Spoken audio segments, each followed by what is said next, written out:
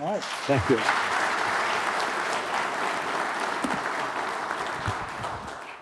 Well, thank you for coming on this beautiful afternoon to talk about economics. And while some people may think what I'm going to be talking about in the 2030s is depression, it is not depressing, all right?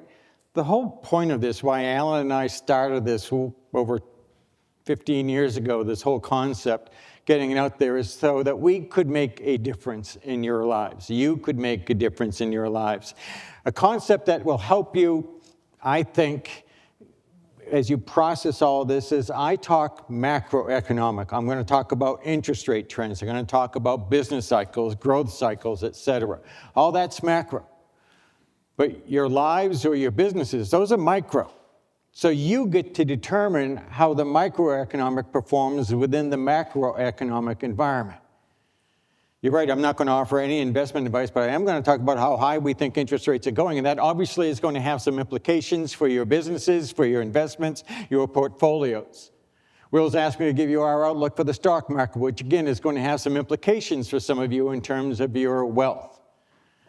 My fervent hope here is that after this, you will have a few more tools from which to accumulate more wealth, not lose that wealth in the future. Every forecaster has a bias, and I'll tell you mine in just a moment. But first, I'd like to know I know a lot of you are friends in here, and you've already come up to me, a lot of you, but have any of you not heard me or someone from my firm, used to be my firm, speak before? Can you raise your hands if you're new to this? Oh, more than I would have thought. Okay. So you don't know me from Adam. I have zero credibility with you, and that's the way it should be.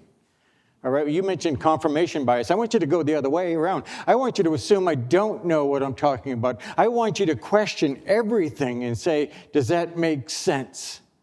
Why should I believe that?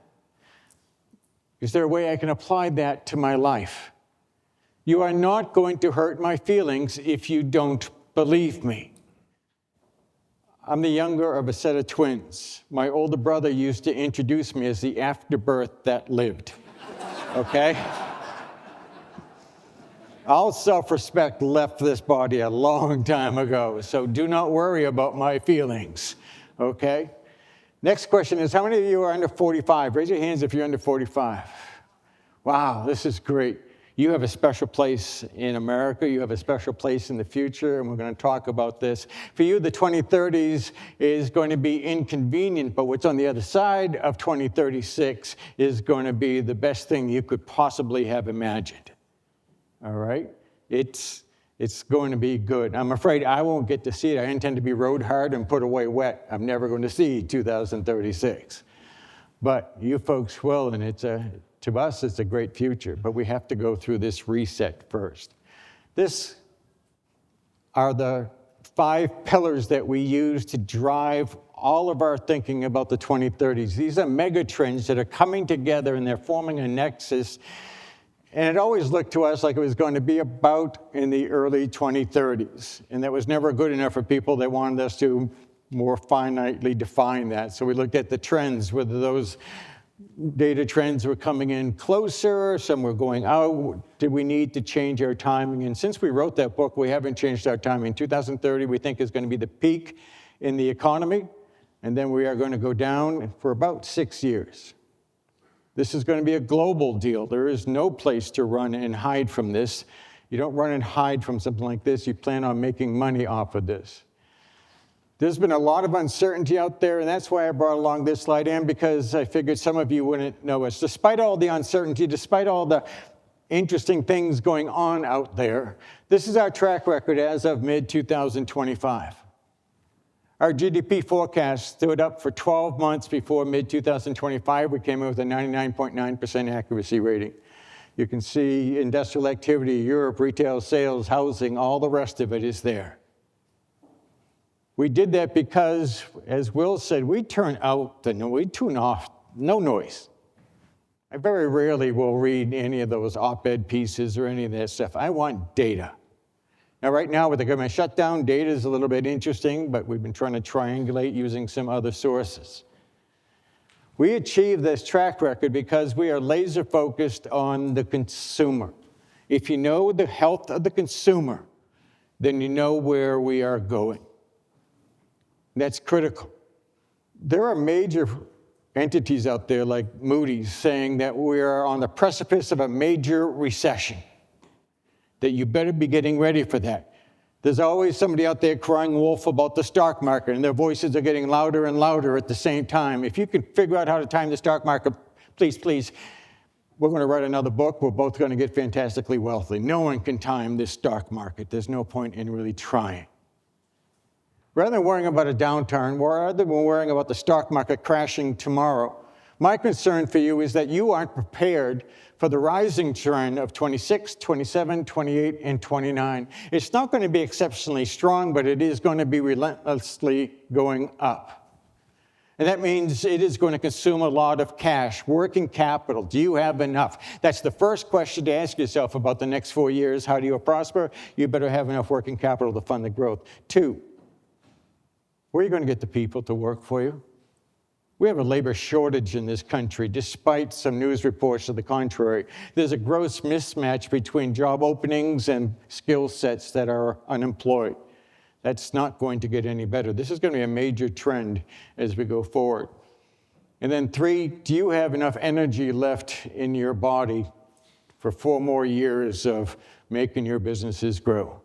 Because it will tend to suck the life out of you as you get older. Are you building your bench? If you intend to be part of the silver tsunami who checks out, are you building your bench as rapidly and as sturdily as you can? Are you investing enough in your people? We're going to double around on that. Major points we're going to be talking about today. The signals are good for 2026. The leading indicators aren't great, but they are not negative, and the consumers out there spending money. That's all we really care about. The tariff drag that we are all feeling, if not experiencing firsthand, should diminish as we go through 2026. I've studied these tariffs, not these particular ones, but tariffs in general in the United States historically. Yeah, I have no life. Don't look at me like that, okay? Someone has to study these things.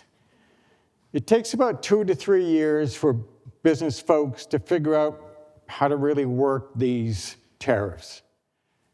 What's driving people particularly crazy right now is the numbers keep changing, the rules keep changing. Just tell us what the numbers are, tell us what the rules are, and you all will figure it out.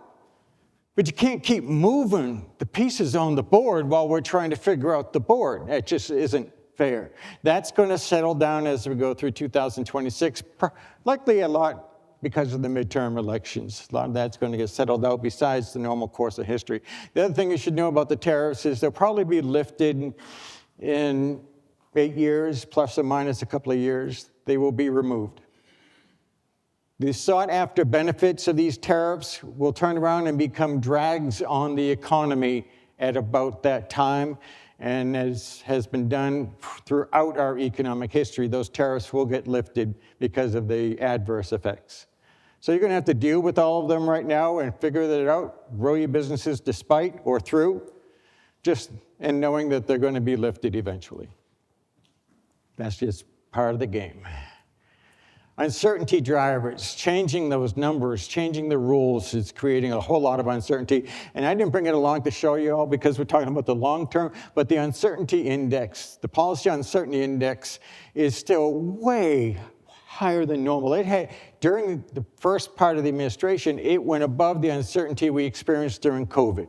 People literally go, we don't know what to expect. How do you plan when you don't know what to expect? The answer is cautiously. Is how you plan, which is part of why things are so sluggish right now. In our opinion, this is about economic policy, not anything else, not politics. This administration has decided to take a social emphasis with its policies. Instead of focusing on the trade deficit, this administration could have come in and focused on the budget deficit. This administration could have done something to help with the national debt growing.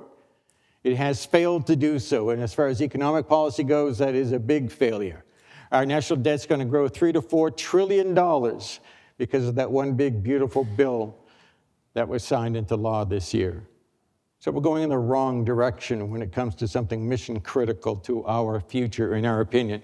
And the thing that keeps me up most at night, and this is one of those road signs, the reason I'm pausing here is because sometimes I'm asked, what's the one thing right now I should be looking at, Brian, that would make what you're talking about be worse, come sooner?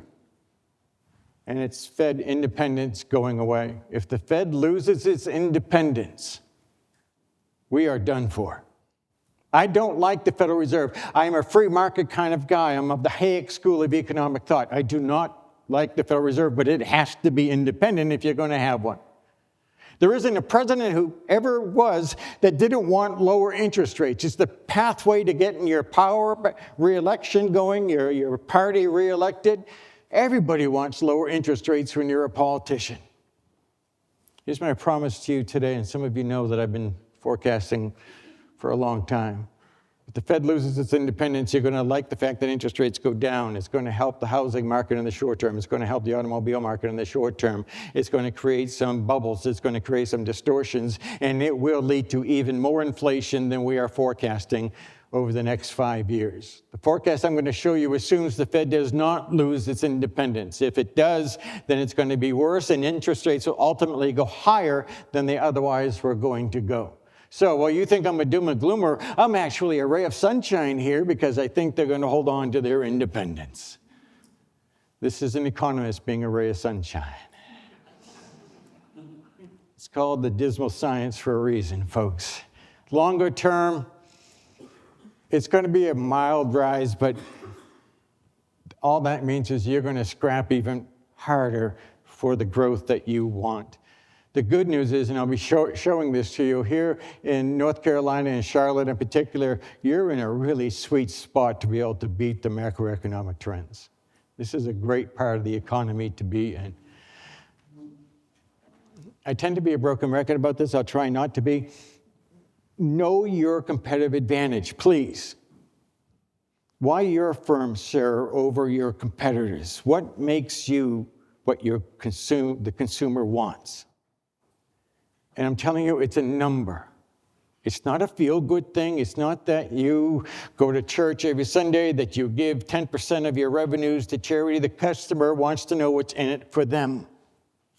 And that may sound awful, but I'm an economist, so don't expect a whole lot of feelings from me, okay? They want to know what's in it for them.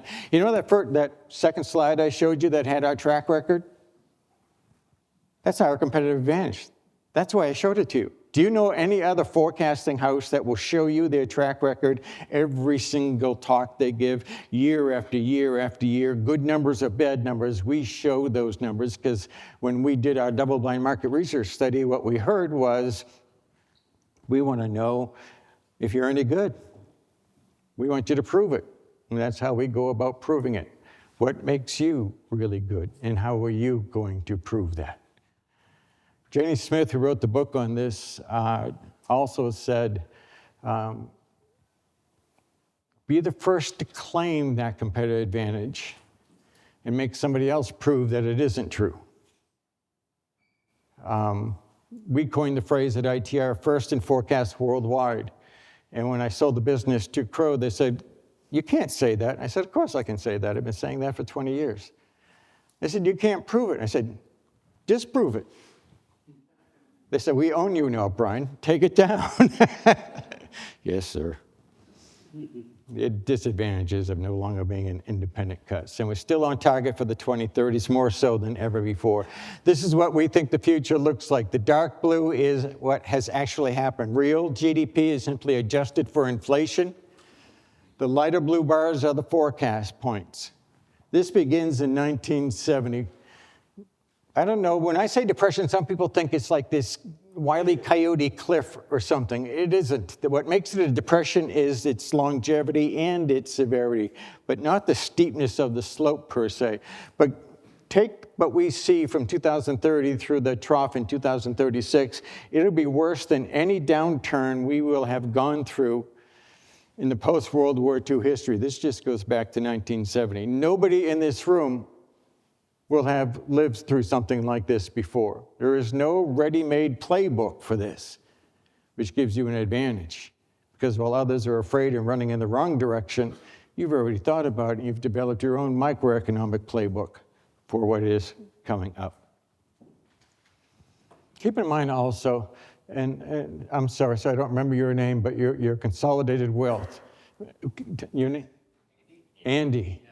Andy, I'm sure, can confirm this. More millionaires are made during bad times than good times. It's a matter of knowing how to make money when the times change. That is mission critical for you.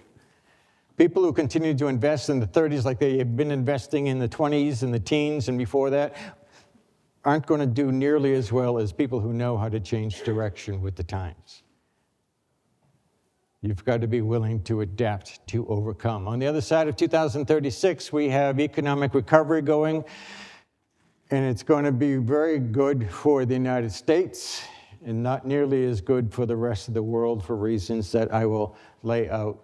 This is a comparison between U.S. GDP, the darker blue line, and the light blue line, which is North Carolina GDP. Both are now in also real dollars. Notice that there are no equal Y increments going up. This tends to drive some bankers crazy because they expect to see arithmetic scale here. That's the normal way to show a chart.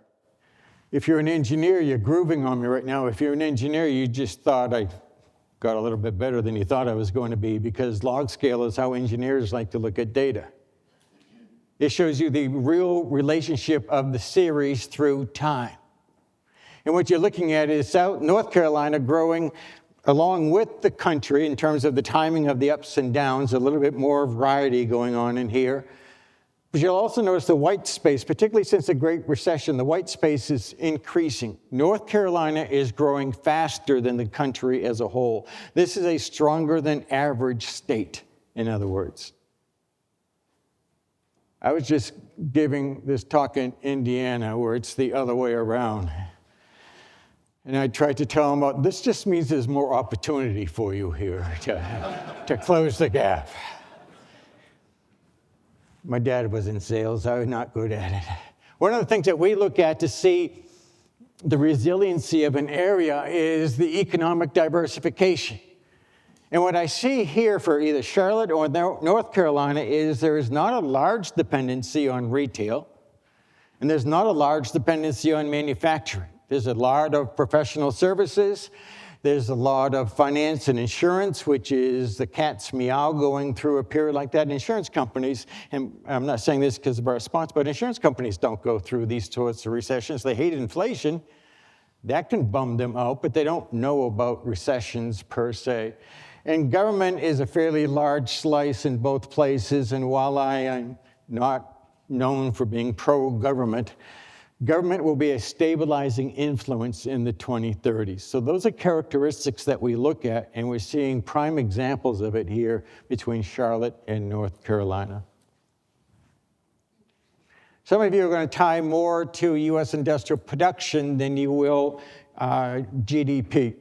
If you're a manufacturer or a tier supplier to the automotive industry, you're more industrial production. You notice the growth isn't there. We're still on log scale, but the growth isn't there for the industrial base of the United States. We don't have nearly as much rise, and we have a lot more decline going on here than we have for GDP. So the first takeaway for you is if I want to minimize my exposure to the downturn, I want to minimize my exposure to the weaker parts of the economy. It's strategic planning 101. I'll be diving back into that. What we're going to do now is take each of these 5 trends and break them apart a little bit. You want to take a breath, or you want me to take a breath, or are you ready to go on? All right, let's go. Demographics. The world has never seen this, by the way. This is China dying. Their population is going down. Every year, there are fewer and fewer Chinese people in China. There are fewer and fewer people, period, in China. This is radical stuff. This is what happens when you encourage people to have only one child and they tend to keep the male rather than the females. You end up with that sort of an ugly demographic. I went back through time, history, looking for something similar. What comes close, but percentage-wise it was still milder, was the bubonic plague in Europe and how many people that wiped out, but that was over a relatively short period of time. China is now encouraging 2 kids per family. Newsflash, statisticians wake up, you need 2.1 or more if you're going to replenish your population. And the people culturally aren't ready to have 2 kids per family. In fact, they feel rather impoverished, so they're not going to have 2 kids per family. India is now the most populous country on the planet, and they're projected to peak out around 2060. The United States is the 3rd most populous country on the planet, and we're projected to continue to grow. Now, the numbers get a little bit more dicey because we've been deporting people out of the United States, and the people that we've been deporting have had a tendency to procreate more than people who have been here for a while. But even with that, the net numbers show a net positive immigration into the United States, and therefore that trend line continues to be positive. You're going to hear me say this again, but for those of you that are under 45 in particular, if you have children that are under 45, or you have grandkids that are under 45 but older than 22, you want to make America great? Procreate. It's real simple. This is not rocket science. What did Bob and Will teach you? Honey, this is for America. Yeah. More on that later. You realize, that's the wrong thing to say, as China continues to lose people, it will become less important economically. It will become more militaristic and bombastic. Think of Russia on steroids, size and might-wise. We saw something similar play out with Russia when they become irrelevant economically speaking. This is a time bomb for them also. Our friends at the Pentagon tell us that they think China is going to invade Taiwan in 2027. If they invade in 2026, the Pentagon is willing to concede Taiwan to the Chinese. Anytime after 2027, they're willing to contend for China up until 2029. 2029 onward, we don't care about Taiwan. And the reason I mention that, why don't we care about Taiwan? Because we'll be making all the chips we need in this country by 2029. And most importantly, we'll be making the chips the military needs by 2029. That's been the key, is the military needs. That's the great Taiwan chip shield that they have built for themselves, and we are rapidly dismantling that. The reason that's important is because some of you are going to be asking yourselves, was there anything that can delay the onset of what I showed you for a decline in the 2030s? And the answer is yeah. War. War will delay the onset of any downturn. War is good for an economy. War revs up an economy. You know what brings an economy down? Peace. So if we go to war, let's say, Pentagon is wrong, we go to war in 2029 and it continues on into 2030, there's no recession, there's no downturn. We continue to grow. But when the peace comes, then you just play catch up on that. The peace is what's going to be seen as the real-time trigger, but it's simply going to be the linchpin for all these other factors that we've already looked at. Be very careful about China. They are going to become increasingly dangerous. I'm going to have 2 more comments about them later on.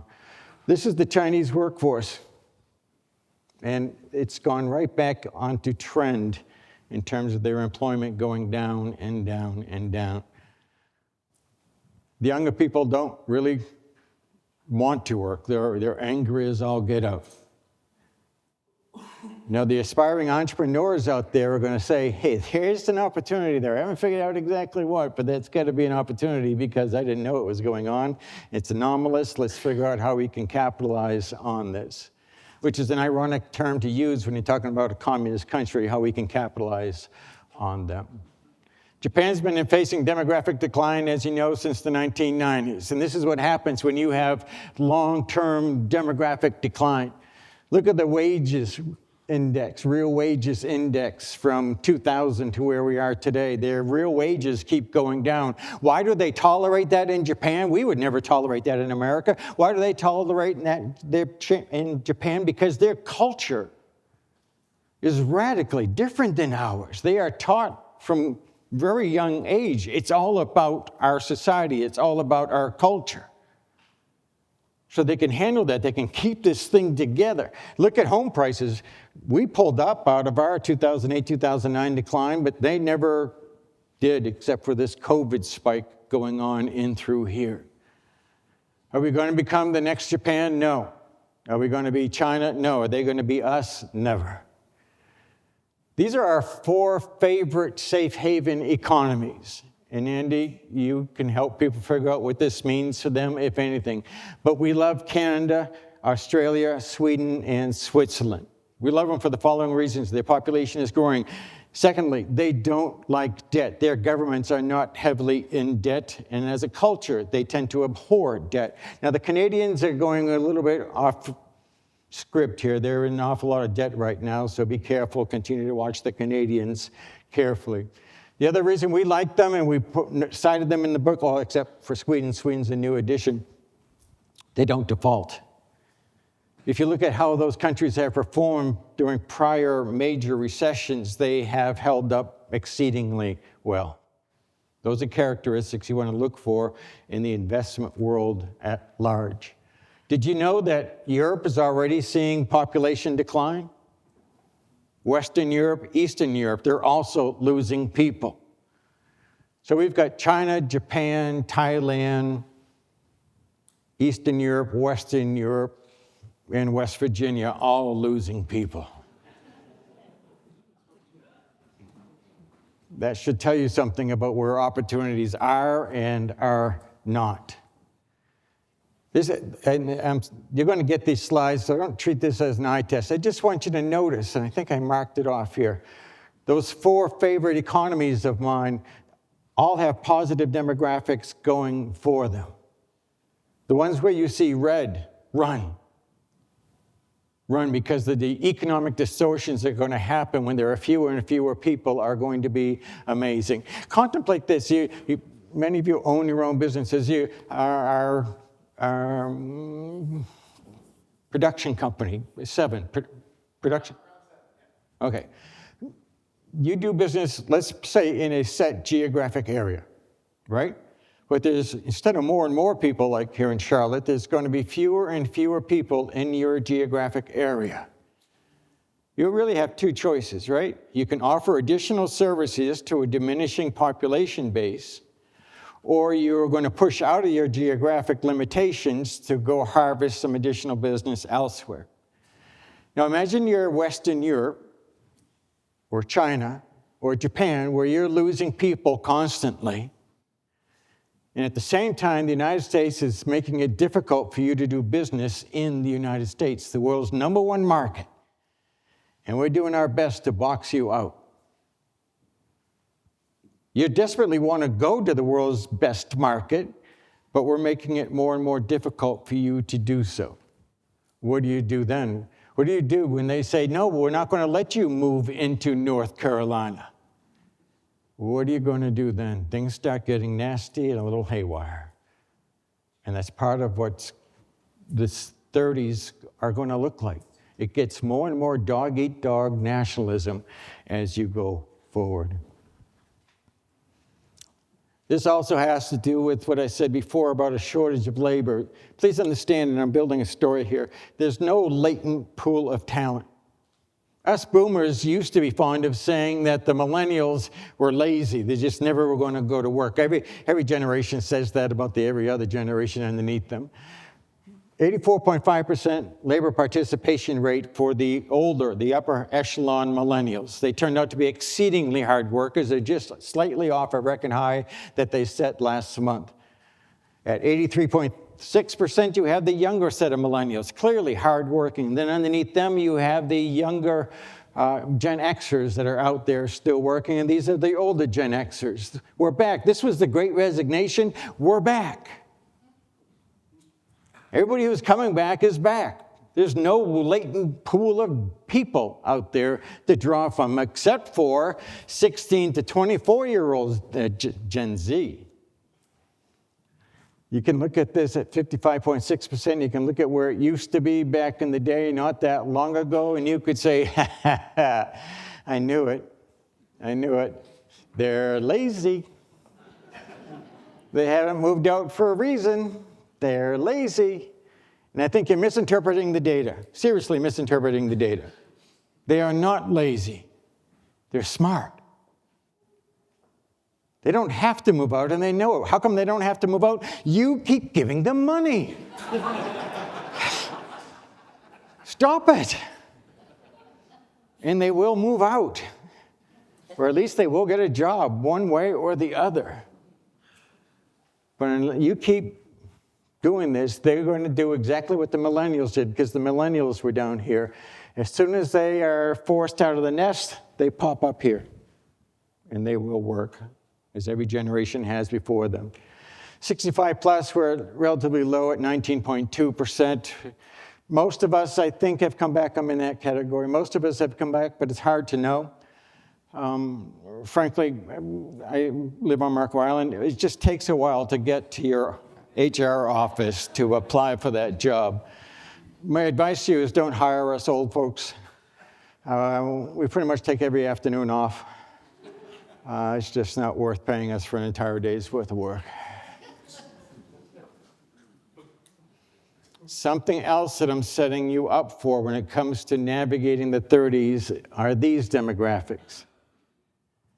Dark green means population growth is occurring. Red means population is leaving the state. You also have to understand math a little bit. Idaho's at 8.2%. Florida is at 8.2%. But that 8.2% is not created equal, right? In Idaho, that simply means that 6 or 7 families a year are moving into Idaho. That's all that means. You got to understand the denominator. Here in Florida, that's a lot more population base. That's a lot more real number. But even then, and this is the story about demographics, you need to drill and drill and drill and drill. On Marco Island, where I live down here, we don't procreate. Gosh, no. That's just God's executive waiting room down there. That's all we're doing is waiting. I have to get a visa to leave there so that they know where I am. You want growth in Florida, you go to the East Coast, or you go to Tallahassee, or you go to Jacksonville or Orlando. You just be smart about it. But to the extent my kids ever listen to me, they're not in Illinois or New York or West Virginia or Louisiana or California, because those are the perfectly lousy places to be. Why on earth would I buy any property, a business, or any hard asset in Illinois knowing there's going to be fewer and fewer people there in the years ahead? Why? California, at least that drain has slowed down. Most of the people who could move have left already from California, and they've gone as far east as Colorado. They're all out in through this area, which is why their politics are getting a little bit more interesting out through there. If you know anybody from Wisconsin, I like Wisconsin. I go there a lot on business. That's where I've done a lot of my work. If you know anybody in Wisconsin, please carry this message back to them for me. They're going to want to build a wall, right? And they're going to want Illinois to pay for that wall, because these folks are coming to ruin their way of life. Where are you going to open up your new facility, your new branch office? Where are you going to pioneer? It sure as heck should be in one of the darker green states. Look at the entire southeastern seaboard. You're in the midst of one of the best zones in the country. But this isn't the only zone in the country either. Seek out even more opportunities. Now I'm going to talk demographics in terms of financial risk. And again, I'm not the expert on your investments. I don't know your risk profiles. I don't know anything about you that I would need to know in order to dare offer you some advice. I just want to point out to you that us baby boomers own 53.8% of all the stock out there. There's several ramifications to that. One, as you age, unless you measure your wealth in 7 or more zeros, there's a tendency to become more conservative. We become more conservative in our technological prowess, and we become more conservative in our financial outlook, shall we say, because beta tends to be anathema when you have a heart condition. So you tend to want to leave the beta, the noise of the market behind. And remember, I'm going to be showing you very high interest rates. There's a natural proclivity to leave the stock market and all that beta behind and lock in an interest income so that you can sleep better at night. You reach a certain age where sleeping good at night is about the best you hope to achieve.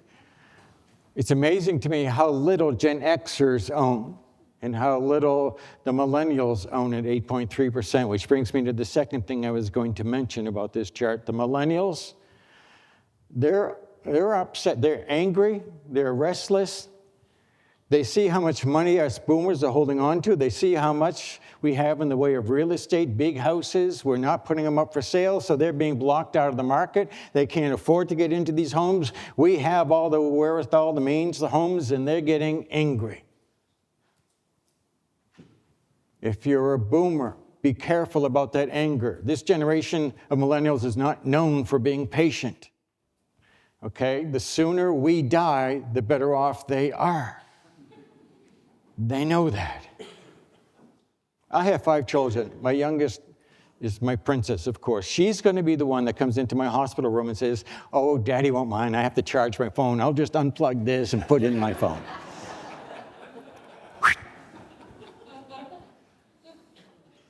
This is a chip off the old block, that one. On behalf of my generation, to all of you who acknowledge being under 45, my request is please let us die naturally. Okay? We're going to be dead soon enough. By 2036, the end of 2036, half of us baby boomers will be dead. Some financial folks like to talk about the silver tsunami. The silver tsunami actually ends with all that water going into the grave. All right? When half of these people are dead, there's a transfer of wealth and power, the likes of which you can't even begin to imagine if you're the younger generation, because we've deprived you of it for all this time. And in dollars and cents, what am I talking about? I'm talking about $25 trillion that us older people control. And we'll either will it to our kids, grandkids, or sell it beforehand and put it into something that makes us or helps us sleep better at night, or any of the above. But a lot of money is going to be moving over the next 10 years. And the reason I stress that is because one of the things that I've learned, and I learned it very early on from people a lot smarter than I am, is you don't make money buying this asset. You make money knowing where the financial flow is going, reading where the financial flow is going, and buying that asset early on before the others catch up to what the trend really is. This is a mega trend in terms of this generational risk factor that you can use to that effect, either as a seller or a buyer, depending on your age and your inclination. Congratulations to you, by the way. You're the first people that I am showing this to live. What you're looking at here is U.S. employee compensation as a share of gross domestic income. If you draw a salary or get paid hourly, your compensation now accounts to 51.7% of all GDI. You can see how incredibly low that is. In fact, we're going to be plumbing the depths that we haven't seen since the 2030s. That breeds social unrest, it breeds economic unrest, and it breeds economic change. It is one of those huge tipping point signs that we've been following at ITR, but we haven't been sharing with the world. I'm retiring in 6 months, so I decided to share it with the world, starting with you folks. Okay, congratulations. I'm doing my best to bum you out here this afternoon. I never take these things as bad news, and sometimes I assume that people know better than to do that, and I probably shouldn't really make that assumption. See, I look at something like that, and I see where the trend is going, and I've seen it coming, obviously. So I had a talk with my kids a while ago about, listen, I'll give you an example. That same darling little girl who's going to unplug my respirator. She used to be the most kind, charitable person you'd ever want to meet. So she comes to me and she goes, Daddy, I want to study world health. I said, honey, that makes all the sense in the world for you. Go study world health. Change the world. She comes back 4 years later and she says, that was amazing, Daddy. I want to get my master's degree in world health. I said, oh, do you? This is getting serious now. We're going to plunk some more money down that line so you can get a master's degree in world health. Let's talk. What do you get paid with a master's degree in world health? She goes, Dad, this is the great part. If I'm lucky, when I graduate, I can get a job with the WHO and make $45,000 a year. I said, honey, we're going to talk here. You see that park across the street? Yeah. You see that green bench? Yeah. I said, all right, keep that green bench in mind. Now, here you are with a master's degree in world health. You're this other park bench, the green one and you. You know the difference between the two? No. This one can support a family. You never will. Not going to do this to you. She went out and got it on her own, actually, despite my protestations, but also without my money. She has since gone on to get a bachelor's degree in business and an MBA because she has seen the light. Or her mother kicked her, but I don't know which. I don't really care at this point. If you want to avoid the misery of being one of those earners in the 30s, please encourage your kids, your grandkids, to go into one of the STEM disciplines. I think I saw something about STEM even in this room. Cannot overstate that enough. We are not going to need, with all due respect, we don't need any more art history majors. We don't need any more philosophy majors. We need cybersecurity folks. We need people who know how to write code. We need people who are going to understand, and this is the big brass ring out there in 2030ville, who can actually help engineer the marriage between AI and quantum computing. All the talk about AI so far is fun little chatter. We don't really know what it's going to do until we marry those two disciplines. You have a son or a daughter that can be involved in that process. That's the place to be. That's ground zero for a great life going forward. Or at least being in control of the machines before they take over the planet, whichever way you care to look at it. But world health? Niet, comrade, do not go there. Will asked me to talk a few minutes about the stock market, so I'm going to. Again, at ITR Economics, we do not forecast the stock market. I have no intention of breaking that tradition today. I just want to point out to you that when people say that the long-term rate of rise in the stock market is 7% or so, they're absolutely right. The CAGR is about 7%. But I'm breaking it down so you can see there go long stretches where there is no growth or there's more decline. And then you have those nice green rising trends. When you're in the nice green arrow period, it's pretty easy to have a buy-hold mentality. It's a nice, easy ride. Active management, I don't know whether you need it or not. But I know when you get into the red period, things have a way of changing radically, particularly if you plan on retiring between 2033 and 2036-ish. Here's what we think is going to be going on. 6.7% is the CAGR, okay? If you invested $1 million at that conservative 6.7% CAGR, you'd make 1.7 million at the higher one, 1.3 at the higher 12.4 aggressive CAGR, you'd make 1.7 million. So that's our premise. That's how much money you have in 2029. We're saying that the stock market could, not will, could decline 44% from peak to trough in the 2030s. It could be worse. This is just based on the magnitude of what we see going on in GDP. That means your 1.3% 2029 scenario falls to less than 800,000, which means you're 20% below your 2024 portfolio value. In other words, you're in a deep hole. If we get the more aggressive CAGR, you're slightly below your November 2024 portfolio, but if you had a buy-hold strategy, you just on paper anyways lost about $0.8 million.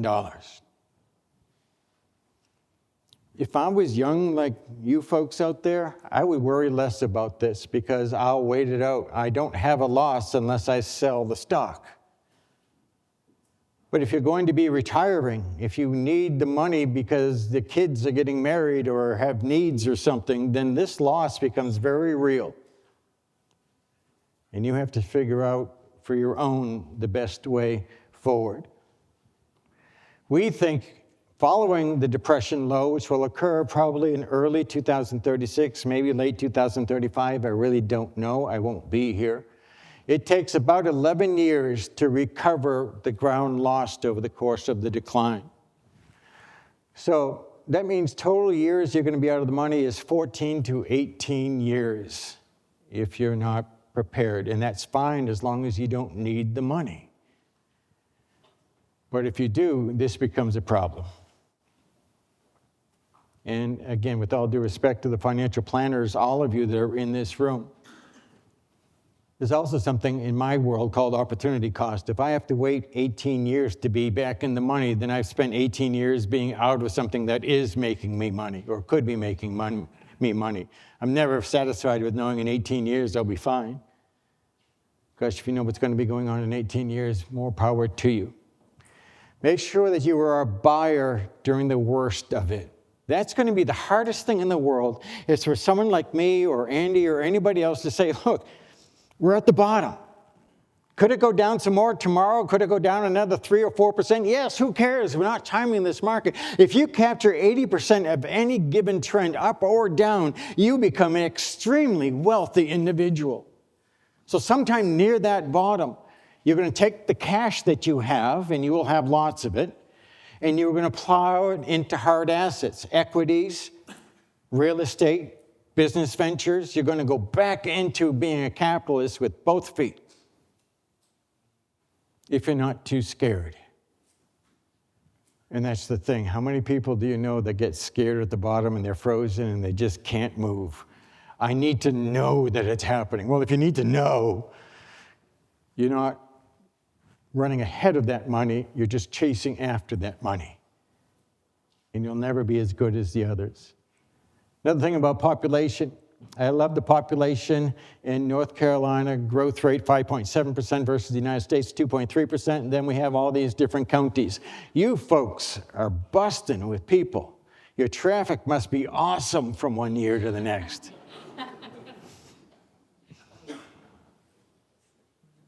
Most parts of the country would give their eye teeth for those numbers. Instead, they're running at 1.1, 1.2, and some counties are negative over this period of time. This is one of the reasons why I think North Carolina and these counties in particular are going to be doing relatively well. You'll hold up relatively well during the 30s. It's all about the people. Demographic trends we've talked about. We've talked about generational risk. There's no latent talent pool, so you're going to have to go harvest them. Stress test a 28% increase in your labor costs. Whatever your business is, look at your labor content. Because we see the median income in the United States, and that includes all occupations, going up 28% between now and the end of 2029. So run that number. What does that do to your cost structure? What does that do to your margin? At ITR Economics, we are convinced that all of you in this room are going to see your revenue, your top line grow. You're going to be hard-pressed not to see it grow. What we don't know, because it's up to you, is will the margins keep up? Will the profits grow? We're at a beautiful golf club here, so I'm going to give you a golfing analogy. When you drive, it's for show. When you putt, it's for the dough. Top line is like you're driving. It's the driver. The bottom line is the putting. And that's where you really make your money, by being laser focused on those margins. Growing your market share and being relentless about those margins at the expense of the top line growth. Why do it if you're not going to get the right margins? There's no reason to. None. All right, a few words about healthcare costs. Oh, nice cough going into healthcare costs. That was well timed. We have a unique situation here in the United States as demonstrated by this chart. Our current health expenditure per capita is unlike anything else out there. And what you're seeing is a numeric expression of our cultural difference to the world. Here in the United States, we continue to assume we have an absolute right to health care, the best of health care. We don't care what it's going to cost. Fix my body.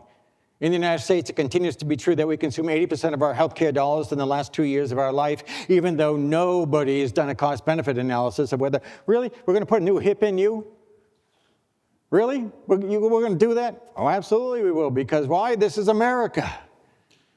You got it, pal. In Scotland, you got a bad knee. They'll tell you, yeah, this new knee is probably going to last 15 years. You probably got 20 years left to go. Why don't you wait 5, gimpy, and come back in 5 so that you can have a knee that'll last you the rest of your life? Can you imagine telling that to an American? Can you imagine telling an American, look, sorry, you're 88. This is bad cancer. We're going to put you on palliative care, but that's it. That's what you get. You're going to get a morphine drip. We're going to make you as comfortable as you can be. We don't do that here because culturally it is unacceptable. Until that changes, our healthcare costs are going to continue to rise until the end of 2036 when half of us baby boomers are dead. Because baby boomers, let me flip to this, we're just sucking up the healthcare dollars. Look, everybody else is at under 10. Over 85, they're at $36,000 to take care of them. My gosh, can we vote on who's getting that money? If it had to come out of my pocket, I wouldn't be getting that new hip, that's for sure. But because I don't have to pay for it, I'm going to get that hip. I can have all sorts of maladies, and you're going to give it to me. The United States has this problem, and toward that end, because I'm not done trying to change the world, may I recommend a book to you. With a great deal of fervor, I am recommending this book to you. It's called Being Mortal, M-O-R-T-A-L, by Prem Gidwani, who's a physician in Ohio. And he opens our eyes to some different ways to approach this whole issue, being mortal. Great book. I want to switch over to entitlements for a little bit. Why is Social Security in trouble? This is the no-brainer of economic analysis. The light blue line is how much money we are doling out in Social Security benefits. The blue line is receipts as a percent of GDP. In other words, we haven't wanted to adequately fund Social Security. Why? Because the older 65 crowd votes in large numbers, and we do not want to incur their ire. I wish to be reelected. That's the theme. And therefore, we end up with the Social Security issue to contend with. Current transfer payments, which is Social Security, VA benefits, welfare, food stamps, all of it. That's that red track, and I've drawn this parabolic curve on there so you can see how it generally is outpacing everything else. Of late, tax receipts are going up, but that's going to change because of the One Big Beautiful Act. You're going to see that trend stall. Our interest expense is currently $1.3 trillion a year. It's going to go to $2.6 trillion a year in about 10 years' time. That means that's $2.6 trillion that the government can't spend helping other people, building roads, or that's $2.6 trillion that they're going to tax from the likes of you. Or they're going to cut spending. But here's the thing, and this is why I say it's too late to avert the 30s downturn based on government action. If they get a case of fiscal responsibility, if we should find a candidate who is serious about fiscal responsibility and they slash spending and raise taxes, that brings about the downturn. You can't just shut the spigot off and not expect some consequences. The best bet, if you want to deal with this, is to convince the rest of the world that we have a plan. We have a real plan. This is how it's going to work out. And it's not this frivolous 10-year plan that politicians put out. It has to be embedded in our law. And for that, I looked to Sweden. Sweden passed a constitutional amendment to balance their budget, which is how they made it onto my safe haven list now.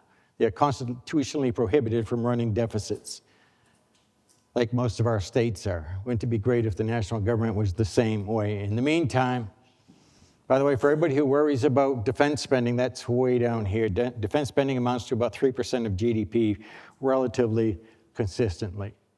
And I don't worry just about the federal debt, our national debt. I look at all the unfunded pension liabilities, Medicare being 48% of it, and even that is the third rail of politics. Still, even with this administration, don't do anything about Medicare. And that's nearly half of our problem. Social Security is 18.8%, and the rest of it is rounding error. But that's where we're going to focus, because that's not where the political power is. And I keep harping on that, and I'm sorry, I shouldn't use that word. I keep going back to that only because it has been this way for over 50 years. We've been seeing this bubble get bigger and bigger and bigger for 50 years. And to think someone's going to figure it out in the next 5 years, I find to be very Pollyannish. I want to talk a little bit about inflation. This blue line, you run 12 over 12 pressure curves, Will, in your group. Behold the 12 over 60 pressure curve in blue. That's a 5-year rate of change. It tells you what the longer-term cycle is. You don't pick up on the little noisy changes from year to year. This blue line is going up. It's going to continue to go up, which means there's a whole nother round of inflation coming our way. That's the theoretical basis for what I'm going to be laying down.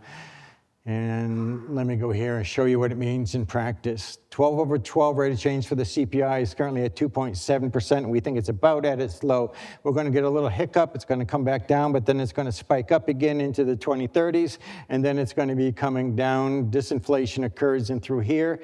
And then finally, around 2034, mark that in your head, around 2034, you find yourself in a period of deflation.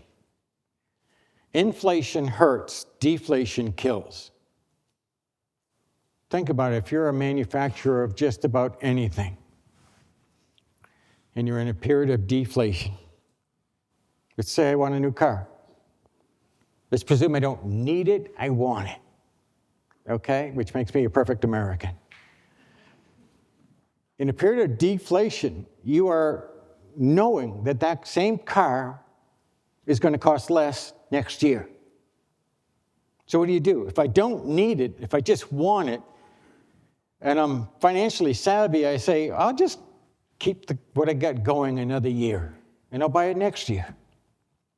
Next year comes around, you may or may not buy it. If deflation is still going on, you know it's going to cost less. Cash is king when you're in a period of deflation. Cash gets eroded. The value of the dollar gets eroded during inflation. The value of the dollar increases the longer you don't spend it during a period of deflation. Manufacturing, industrial activity, except for like electricity, tends to be wholly discretionary during a period of deflation.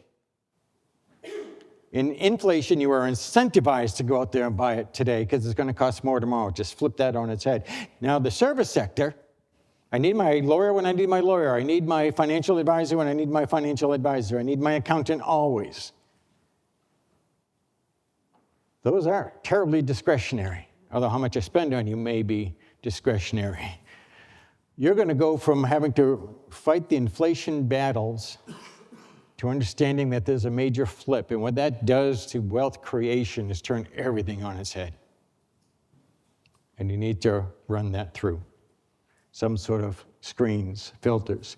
We see this bubble here in inflation because of labor costs going up. I already told you should stress test for 28% increase. Fiscal policies, the current administration and all prior administrations except for one have added to our national debt, have run fiscal deficits, which is breeding inflation. It is relentless in that regard. Expect electricity costs to be going up, please.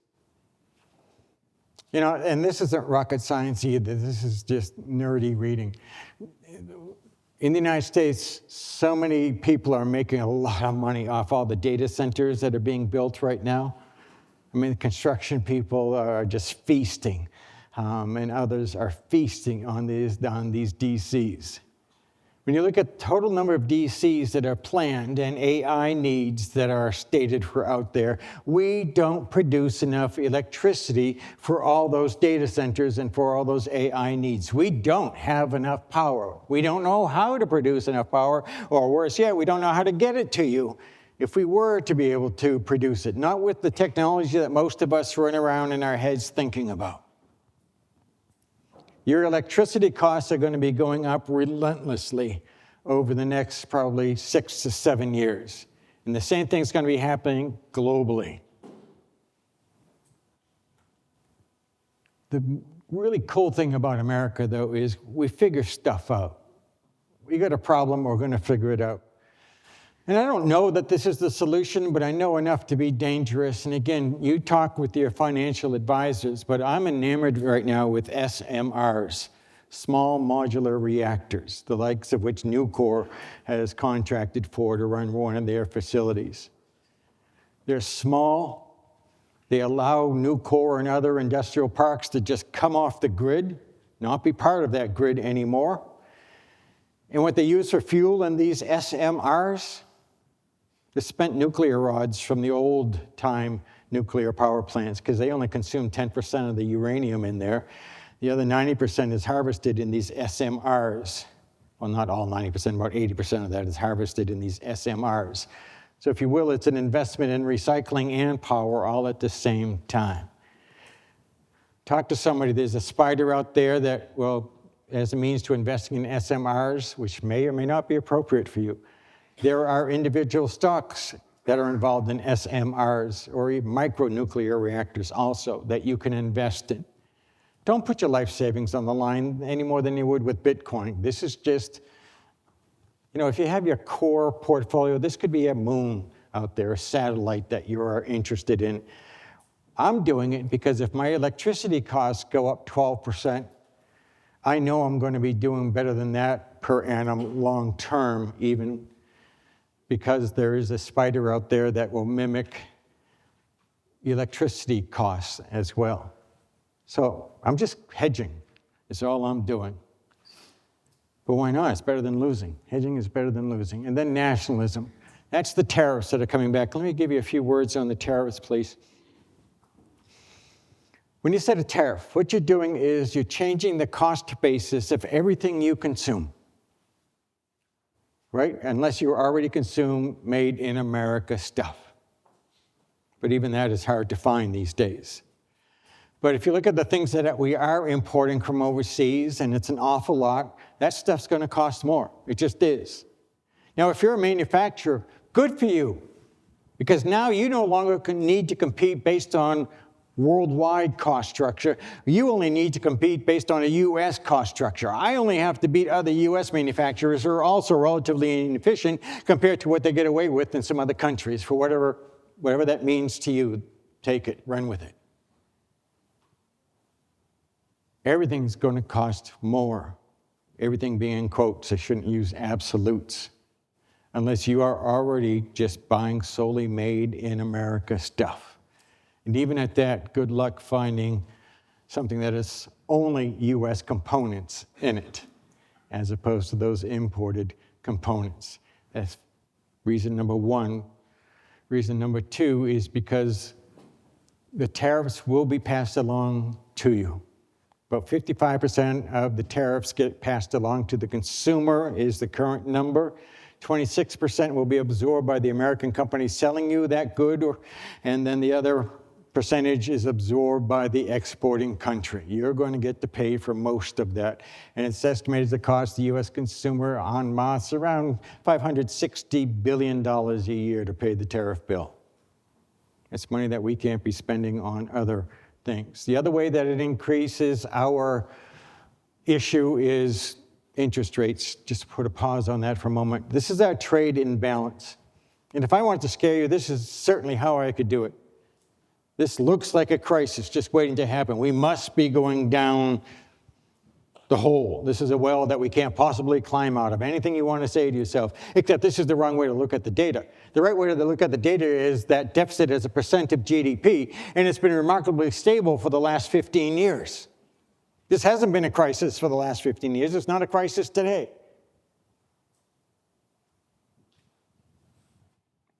as far as economic policy goes, and I know you don't have respect for economists, and that's fine with me. I dig that. I'm married. 20 of the last economic Nobel laureates have come out and said tariffs are a bad idea.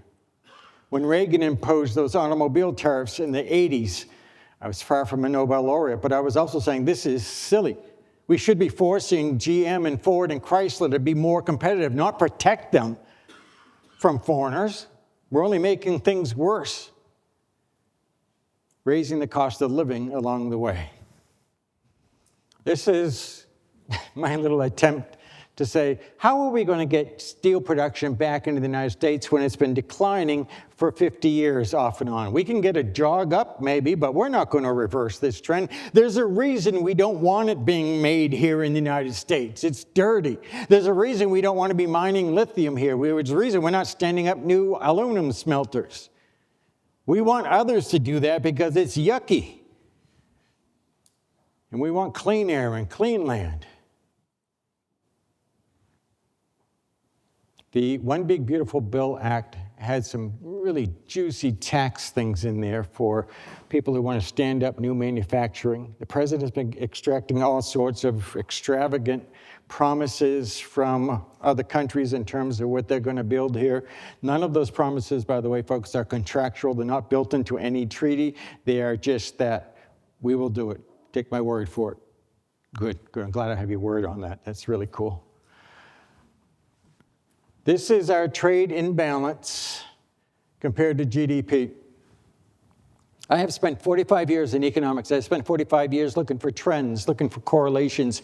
You are going to get this chart. If you find a working correlation between this trend getting deeper and our inability to grow our GDP, you send me an email and we'll write a new book. But I don't see one. In other words, this trade deficit does not ruin our ability to grow. It's why we're a service-driven economy, which is a more resistant economy to business cycle downturns. It has made us stronger, I would argue.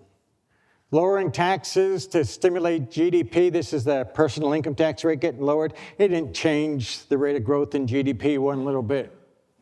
So all these neat Washington tricks are for naught. You can lower the maximum federal income tax rate. This is the rate of change, 312 rate of change for GDP growth. So 312 is we're taking the second quarter of GDP 2025, comparing it to the second quarter of 2024. It came in 2.1% ahead of year ago levels.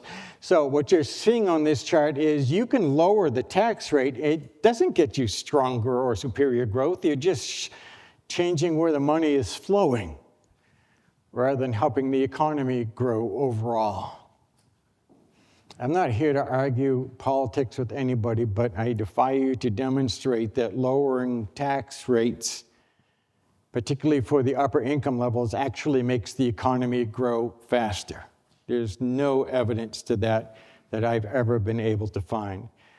And please, don't bother sending me the hate mail. I'm a divorced husband, so I already get enough hate mail. I don't need your hate mail, okay?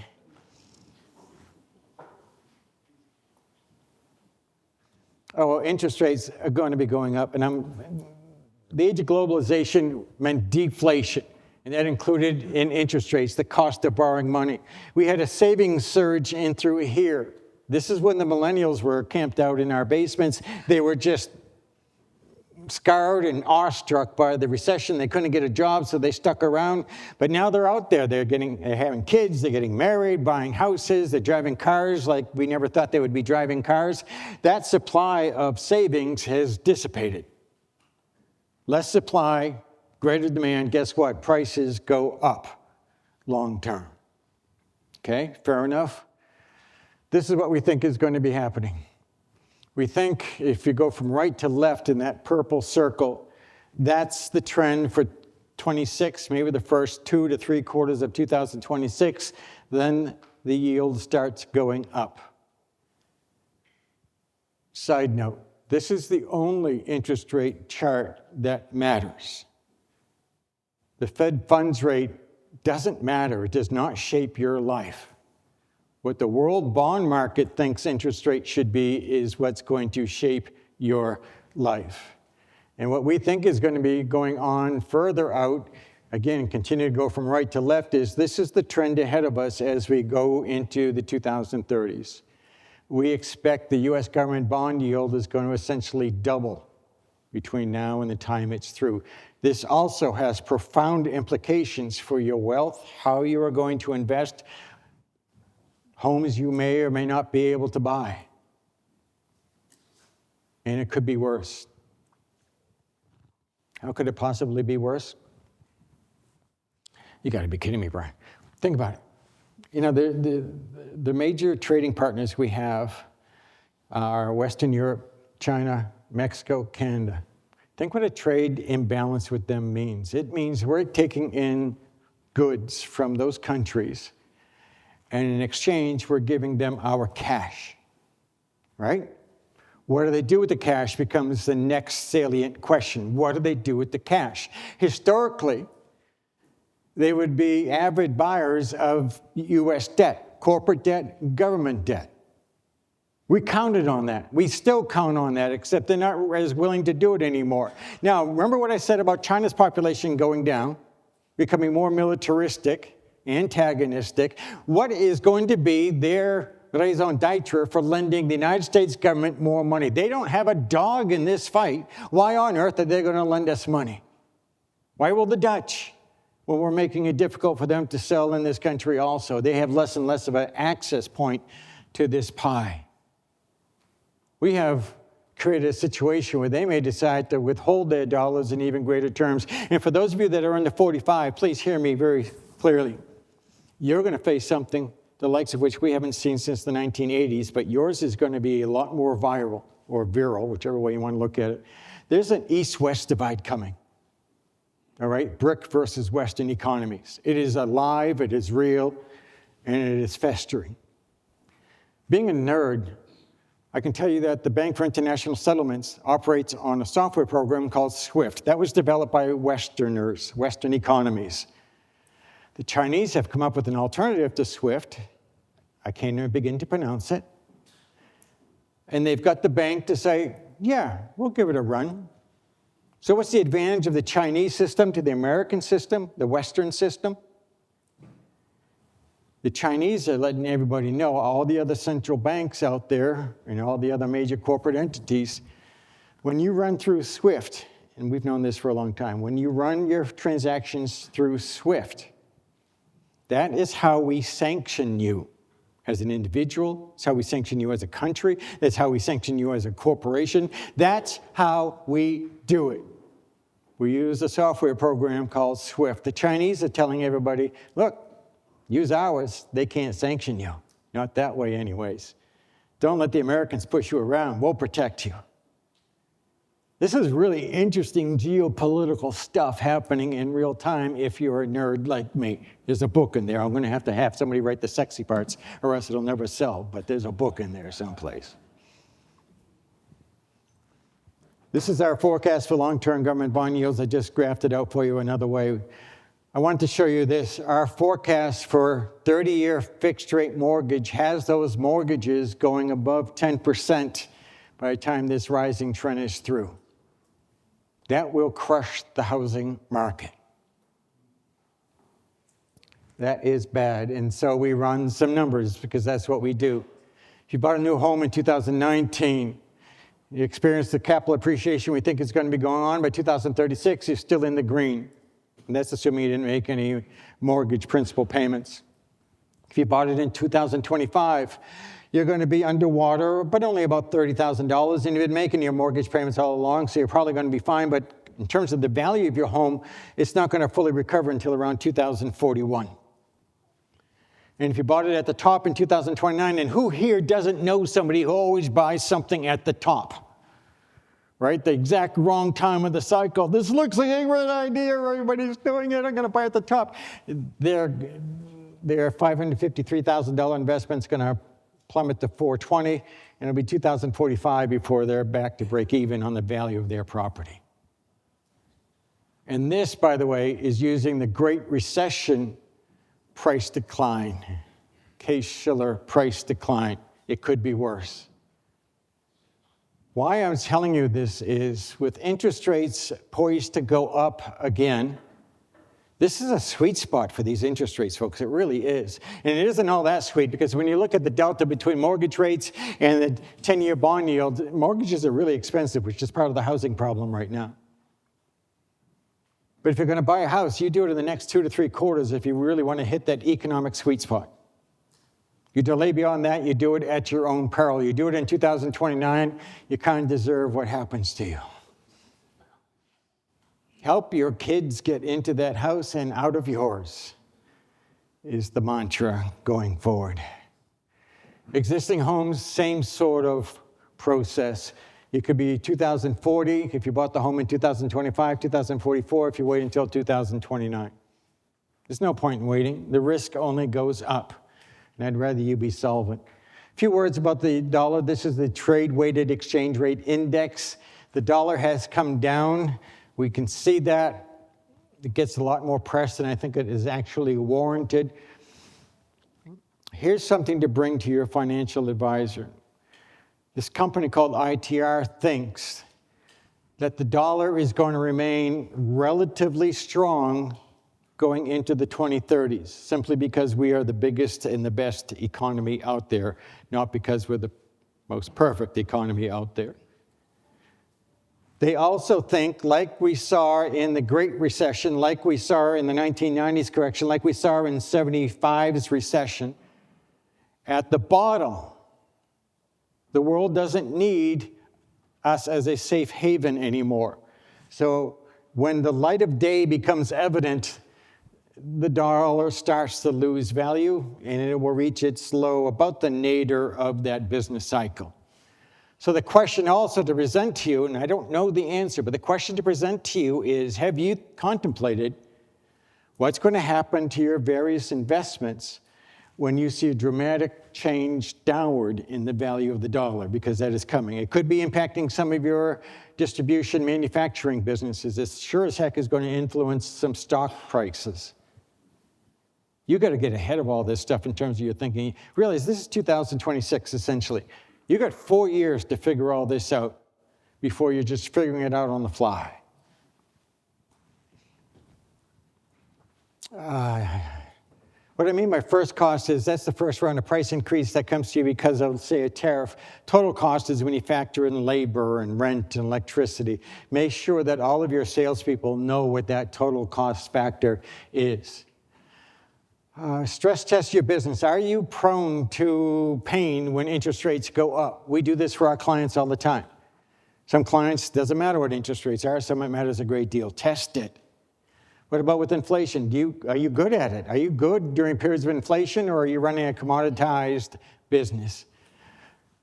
And remember that profitless prosperity that I talked about. If you are in roll-up mode or acquisition mode, you look for somebody who is engaged in profitless prosperity, and you make them an offer and fix that margin prior to 2029. You don't want to be buying something that may be facing a steep decline in 2029 or 2030. Finally, a few words about the national debt. This is our national debt, $37.3 trillion. Will, you were right on the money at 36 to 37 trillion. The D's and the R's refer to who is in the Oval Office, Republican or Democrat. And you can see it makes no difference, Republican or Democrat. This is why at ITR we hold both parties in equal disdain. They just have different ways of doing this. It's sad but true. The last time our debt didn't go up was in the year 2000. Who was president in the year 2000? Bill Clinton. How come it didn't go up under Bill Clinton? He was busy doing other things. Ergo, we need a president who can be busy doing other things. Personally, I'm going to be so glad when our country is run by somebody who's not an octogenarian or who is not of my generation. That will be when the new change really starts happening. In terms of our debt, be realistic about it. You can read through this breakdown. Intergovernment holdings, some modern monetary theorists will tell you, well, don't worry about that. You never have to pay that back. Nonsense. If you don't pay that back, it just gets monetized into inflation. You've got to have a plan to pay that back also. One of the ways you can deal with this debt is this purple slice. It isn't all that big, but at 10.8%, and probably that's the pink slice also being foreign private investors. I would look to all those foreign people. That's about 25% of our debt. And I would say, no, I decided I don't owe you anything. You just renege on the debt. It's called repudiation. It is unethical, it is immoral, it is unprincipled, but I'm an economist. You figure out whether that makes it right or wrong. All I know is, what are these people going to do about it? We're still going to be the biggest and the best. They're going to not lend us money in 2 weeks just because we repudiated the debt. I would never, ever default on debt to a U.S. entity. Why? Because we have the right to bear arms in this country, and I'm not going to run that risk. But you repudiate 25% of it, you come up with a plan for dealing with the rest of it. Tough sledding, but it can be done. But first, you have to get off the merry-go-round. Central government debt, look where we are in the United States. It's down to about 126% now. This was a couple of years old. But Canada, this is under Trudeau, for crying out loud. Canada was at 60% under Trudeau. Looking like a Boy Scout compared to us. And then you get down, China, take this with a grain of salt. Chinese accounting is wonky, to say the least, and they know how to hide debt better than any other economy on the planet. The other chart I really like is percent of revenue needed each year, the government's cash flow. 18% of that goes toward paying our debt. Look at how small these numbers get very quickly. This is a cash-consuming monster that we have created, which is another reason why it needs to get fixed. I'm going to skip over this. I already talked to you about why manufacturing tends to get hit hardest. That's been true of all these recessions, so I don't need to walk you through this slide. I want to point out to you that there's nothing wrong with being on the industrial side of our economy, but there's two different industrial economies. The dark blue, for instance, is legacy manufacturing. That's North American production. And you can see there's been virtually no growth this whole time, as opposed to high-tech industrial activity, which is continuing to see lots of growth. It doesn't say don't go into manufacturing or industrial activity, just be smart about it. Here you're fighting in guerrilla warfare, looking for every scrap of market share you can possibly grab. Here the whole pie is getting larger, and it's a lot easier to make money. Oil and gas, don't confuse old with not good place to be. Oil and gas is going to be doing fine during the 2030s, and we thought that even before the current administration. If you're a services business, banks, at least based on the Great Recession performance, banks got creamed. Their revenues went down 135%. It went from profit to very negative territory. Tells you something about bank stocks, perhaps. Insurance companies, NA, physicians, NA, home health care, NA, they didn't experience any recession. They slowed in their rate of growth. 7% growth rate for hospitals during that period. Relatively negligible declines for legal services and accounting firms. And even there, by the way, not all legal firms are created equal, right? I mean, a well-diversified legal firm is well-balanced throughout the business cycle. When the litigation is doing well, we don't really need necessarily the debt collection side of things, but there's going to be a time when that's going to be carrying all of our water because we're not going to be filing patents or something else. Diversification in an accounting firm is equally important. In an architectural firm, it is equally important. The more focused you are in the 2030s, the more difficult time you're going to have. This is one of my favorite slides, by the way. This is Lowe's in blue, and Home Depot in that gold color. They're in the same industry. They do business in the same cities. They buy from the same people. Yet Lowe's is taking on water, and Home Depot is continuing to grow. Same industry, same existential circumstances. Yet one of them is not doing well, and the other one is eating up their lunch. Never stop asking yourself, am I Lowe's or am I Home Depot? Do I even know? If I'm not Home Depot, what do I need to do to become that Home Depot in my field, in my industry? If I'm not even looking, I'm settling for the status quo. And if you settle for the status quo, you're dead in the water come the 2030s. Never stop moving forward. Develop relationships, strategies, tactics into the more resilient markets. And I'll give you some examples of that in a moment. Being cash rich and debt free, we think is crucial at the top of the cycle in the 2030s.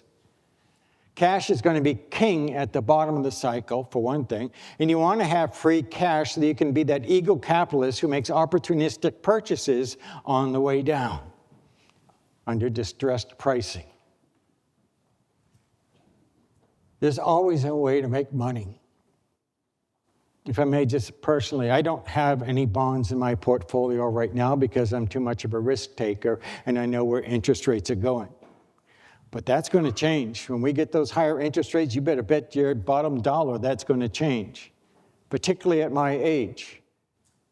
You can't be wedded to what you're doing today if you're going to make more money in the future. In 2035 through 37, being bold is going to be a virtue. And may those of you under 45 relish in that and have a strong tax advisor on your team. I don't even know where the tax advisors are in here. I know that there are likely some. I told you I don't know if I told you, I have 5 kids, 4 daughters, 5 kids in all. Each of those 4 girls, I said, look, the only thing I'm asking, you got school, paid for the win, the only thing I'm asking, bring home a tax advisor for Papa. Right? Too much to ask? No, we want to marry for love.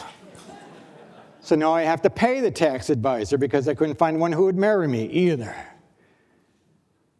Your tax advisor is going to be your best friend in the 2030s because the government, with this national debt issue, with the wealth distribution issue, the delta between the haves and the have-nots, my forecast for you is that the government's coming after your wealth, not your income, your wealth.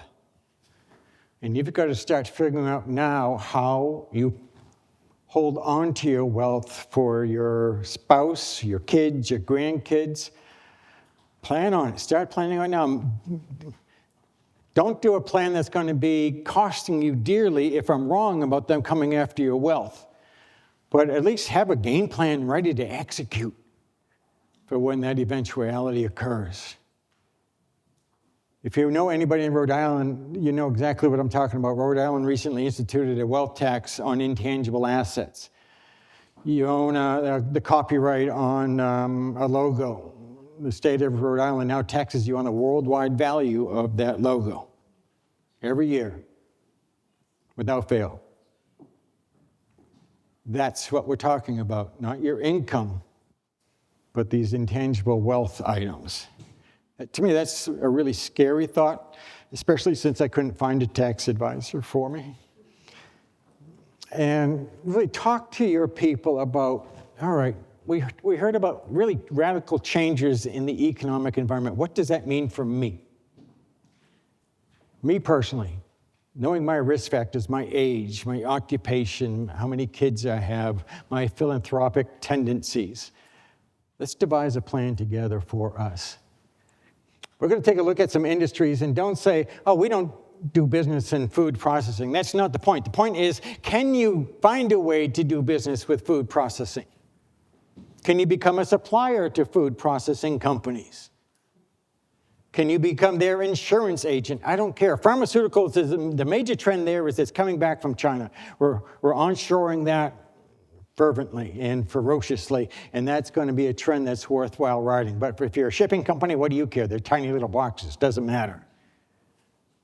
But if you're a chemist, it matters a great deal. Electronics manufacturing, this AI thing is nice. Quantum computing is going to be even better. We're still going to be shipping from Amazon Prime despite AWS failing us yesterday. Maritime shipping is going to continue as well because we haven't invented the Star Trek beam just yet. Waste management and recycling. Talk about decidedly unsexy industries to get into. But as the population grows here in the United States and generally on planet Earth, we're going to have more to manage in terms of waste and more recycling to do. There's money to be made in that stuff. Agriculture. If you're going to get into agriculture, can I give you a tip? Like you could stop me now after all this time. If you're interested in farmland, think about going a little bit north of where prime farmland currently is in the United States. Not because I'm a believer in climate change. I am not a believer in climate change. I just know the trends.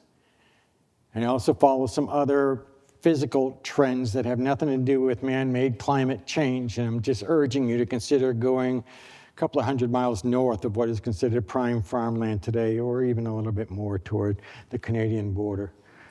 Energy distribution, that's those SMRs that we're talking about. Down at the bottom, and I alluded to this earlier, down at the bottom, you're going to be hard-pressed to know when it's time to make that bold move, be it getting back into the stock market, selling your bonds because those interest rates are starting to come down and you want that cash, buying that business. You're going to hard-pressed to know. George Soros said in April 2009, U.S. banks are basically insolvent. The ETF, XLF, which is the financial sector ETF, hit a low 2 months before Soros said that. It's not easy to spot the bottom. And the big name pundits don't necessarily get it right. Warren Buffett, who doesn't respect Warren Buffett? 2009, the economy is in a shambles, no signs of recovery. Yet GDP hit a low in 2Q09. You didn't see the bottom. It's hard to see the bottom. Follow somebody who's good at seeing around the curve. Debt crisis unsettles the European community. This was in 2010 for the Great Recession. EU GDP declined for 1 quarter. That's it, before resuming its ascent. Big crisis, 1 quarter of decline in GDP. Dow's brief fall of 1,000 points sets off anxiety again in 2010. The S&P 500, which I prefer, declined further, hitting a low in June, 1 month later, and then a year after that, it was up 28.1%. Folks, turn off whether it's bad news or good news, turn off the news and look at the data. There were leading indicators telling us all of these reversal points, way beyond what these pundits were saying. Use the data, not your emotions. And I'm going to leave you with one more slide, and then we'll go into Q&A. And Will, thanks for letting me in. Bob, thanks for letting me go along. This is the global pie chart, folks, of the economy. The U.S. is 26.4% of the world's economy. We are number one. We are the huge of the huge. China's number two at 16.9%. What you haven't had the ability to see, because you have real lives, is that over each of the last 3 years, our percentage has grown and China's has diminished. Their population is going down, and we're witnessing in real time the shrinking of their economy on the world scene. That is awesome to think about. It's stuff that Alan and I were forecasting in 2009 that people were going to be witness to. Germany became number 3. Japan slipped to number 4. Japan was number 2 during World War II. Then they're here. India, and you can read the rest of the also-rans. They get pretty small pretty darn fast. Even though you're recording this, I'm going to make the following statement to you, and I usually don't when it's being recorded. The United States of America will be the world's number 1 economy for at least the next 50 years, more likely the next 100 years. No one is catching up to us. Not one of these countries has the wherewithal to beat us. There are 3 things you need if you're going to be that dominant power, and we're the only one that has all 3 in sufficient mass. 1, you must have a growing population, hence make America great, procreate. Canada has a growing population, but there's no mass to that population. It's 80% of Canada is in the GTA area. Anyways, China, negative, negative, negative, positive, but they're screwing up elsewhere. Positive, but that's fading, barely, negative, negative, positive. As I said, Russia, grossly negative. If you're a male in Russia, you're dead by 64 years old, statistically speaking. It's not a great place to retire to. The other thing you look for, natural resources. particularly during periods of inflation, but over the long haul also. He or she who owns the natural resources and the country that hosts those natural resources is the winner. Period. End of statement. History is very clear on that. And for a good book on that, I recommended Being Mortal. I'm going to recommend this book to you. It's called The Accidental Superpower by Peter Zahan. I don't agree with everything Peter writes. I don't agree with any author 100% of the time. But there's some really good tidbits in there about geography and natural resources that's worth digesting and understanding, and it helps you appreciate the United States. And the third thing that you must have based on history is rule of law. In particular, you must have intellectual property rights that matter. None. Pick some more. None. You must have personal property rights. You must have the right to own your own property and be able to prove it. Blockchain should help some other countries with that, but that's a long time down the road. And the third thing you must have, and most people don't guess this one, is you must have bankruptcy laws that work. You have to be allowed to fail and quickly get back on your feet and try again. Otherwise, if you're one and done, you're not a country of capitalist entrepreneurs, you're just gambling. We're the only one that has all three. And we're the only one who will be left standing for a very long time to come. 5 kids, 9 grandchildren. And while you may be doom and gloom about the 2030s, I'm not, because they're going to be ready for it.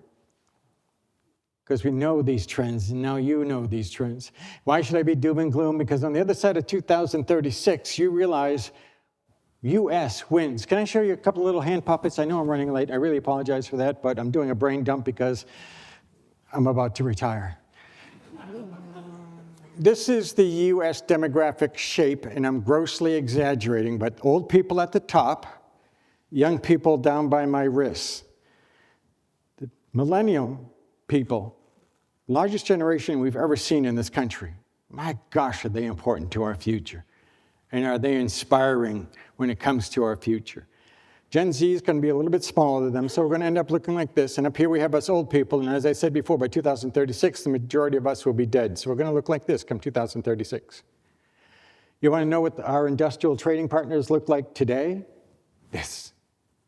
They don't have young people. They only have these old people at the top who are sucking the lives out of that economy. They need youngsters, and they don't have them, and it's too late to get them. There's no way they're going to get them in time, at least not in the next 50 years. It takes at least 2 generations to turn around a demographic trend. They're cooked. We got them. Hips are beautiful, folks. They don't. The only country that's capable of someday overtaking the United States isn't a country, it's a continent. It's Africa. They've got the population, they've got the natural resources. What they sorely lack is the rule of law. If they should ever find the rule of law in Africa, what a powerhouse they would be.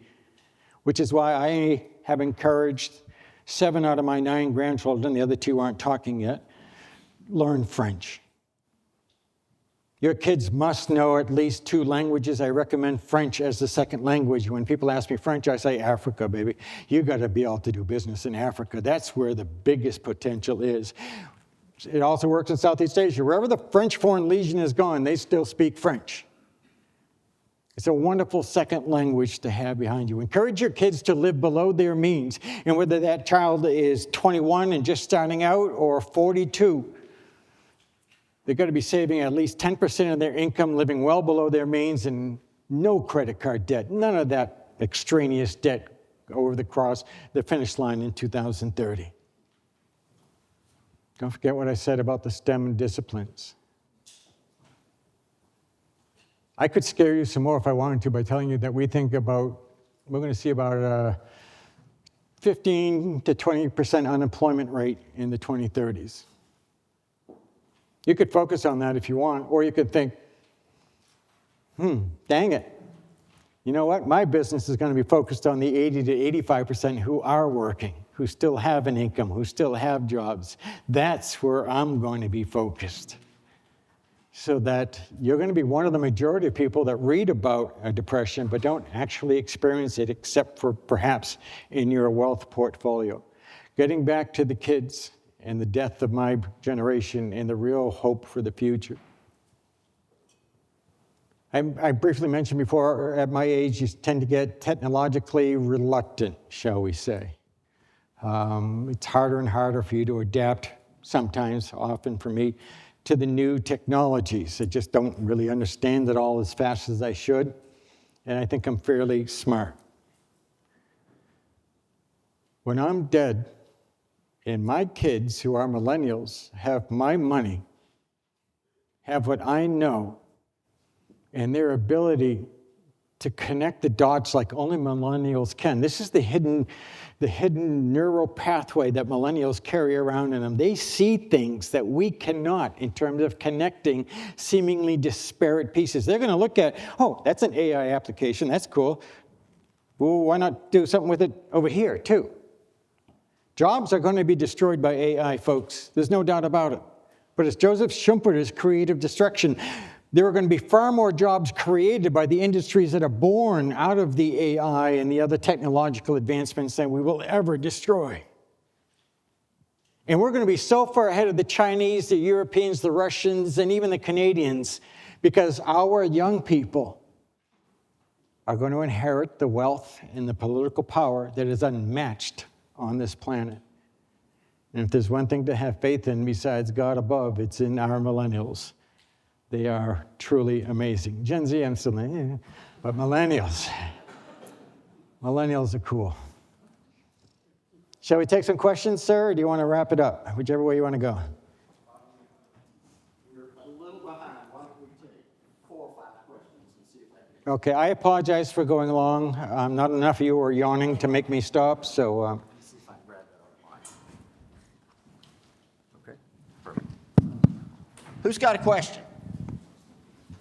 Don't tell me. All right, Skip.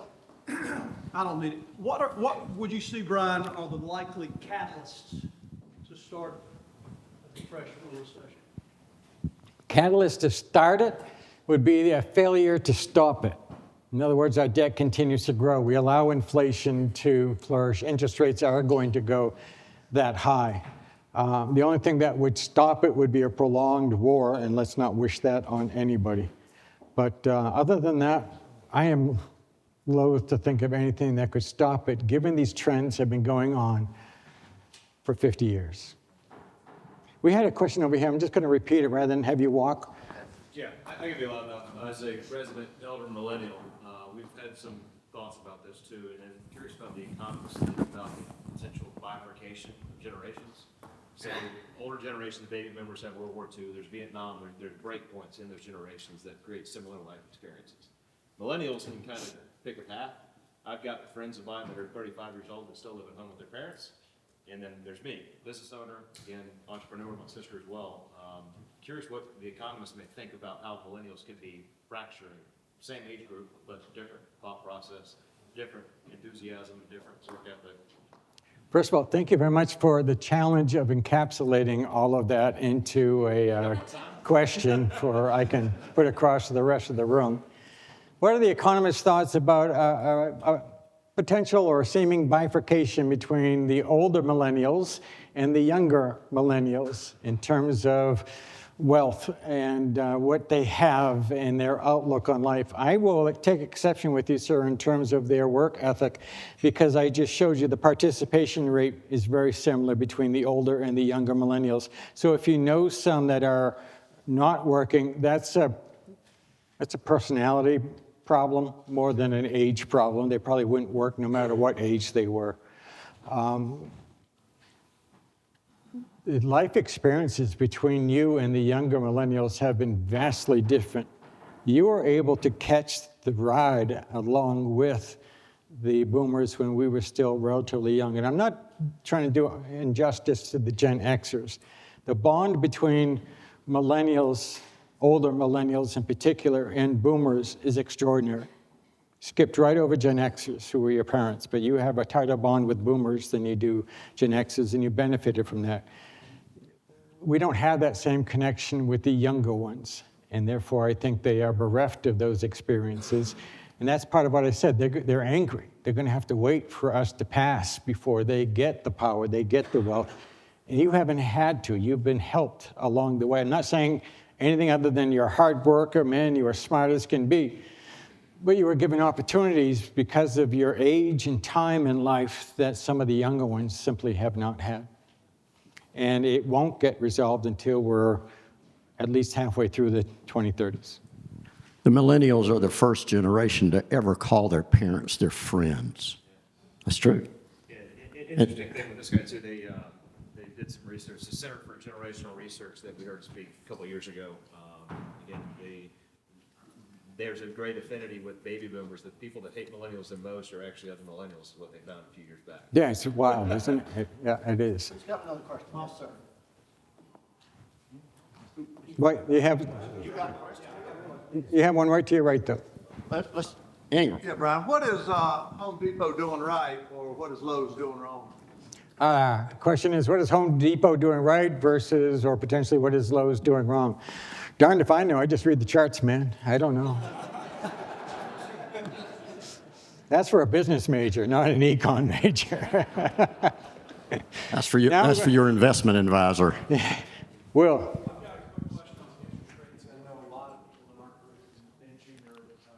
You might go into that slide real quick where you see the trend going up to 10%.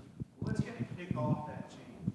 Speak up, Will. I'm talking about interest rate. A lot of people are concerned about interest rates and your projections. Do you mind going to that slide, or can you go backwards? I can go backwards, but What are you going to see? What is going to kick off the interest rate? Because right now, inflation. Inflation. The rebirth of inflation and the crowding out theory with our government crowding out private investment in order to fund their never-ending thirst for deficit spending. Keep on, if you want to understand deficit spending is the cocaine of politics, is what it boils down to, and they always want more and more and more. What kicks it off is inflation is the nudge, and the cocaine is what keeps it going on, and it could be made worse by the fact that we are engaged in this nationalism trend. Another way of saying nationalism, by the way, is beggar thy neighbor in economics. We call it the same thing. I will prosper even if it means I turn you into a beggar. I think that's the interest rates are one of the biggest biases out there. I think everyone thinks that we're going back to this low rate environment. And I think that's No, and I blew through that other chart, but there's no way we're going back into that low rate environment because the supply of savings is no longer there. And Brian, did you say that the mortgage rate will be 10% by 2029? No, sir. I said sometime in the early 2030s. We see it cresting above 10%. Who wants to buy a house then? One more back here. Yeah, what do you think it will take to see a greater appetite for lending, institutional lending? I think a lot of people are looking at rates to fix some things. I think the appetite for lending is not a one-to-one correlation. I can't speak to your local banks, Matthew, but in terms of institutional lending, the national trend is banks are lending more money at a faster pace than they ever have before. So if you have the right relationship with the financial community, you're not having a problem getting that. Now, some small businesses are seeing that their revolving line of credit is being capped or even shrunk because those banks happen to be trying to redress their loan portfolio and their liability exposure, but the community as a whole is not engaged in that behavior. So what it tells me is you would probably need to go do some bank shopping. You know, there's some very good bank rating services out there that are totally free. And they can tell you whether your bank is on the naughty list, the good list, whether it's a 4-star bank, 5-star bank, or a 2-star bank. If it's a 2-star bank, you got something to do the next day. Okay? But that's up to you. You're responsible for your own money, your own future. All right, in the interest of time, we're going to not take any more questions. I hope you'll all stay. We have a reception here. We have plenty of hors d'oeuvres. We have anything you want to drink. Let's give Brian a great big round of applause. Thank you. Very kind. Thank you. And Thank you.